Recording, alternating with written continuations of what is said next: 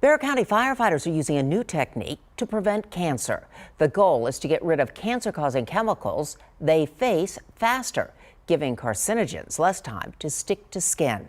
Eyewitness News reporter Erica Zucco shows us how. Bexar County ESD2 is loading these buckets into all their trucks, stocked with what they need to scrub and spray suits and skin after fighting fires, but before heading back to the station.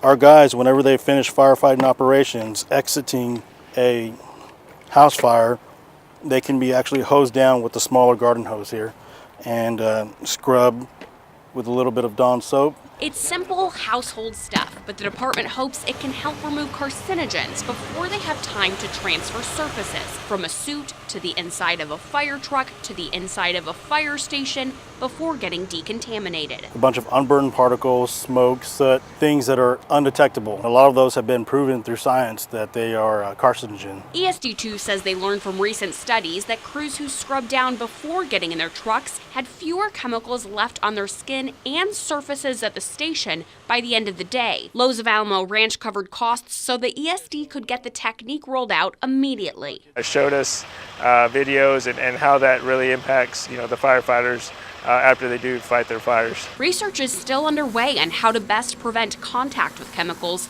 and decontaminate. San Antonio Fire Department, which has 30 people battling cancer, is starting a new Clean Cab initiative. It plans to retrofit trucks to store gear in different compartments. More changes could come to the county, too, as department leaders look for the best ways to protect their firefighters. Erica Zucco, KENS 5 Eyewitness News.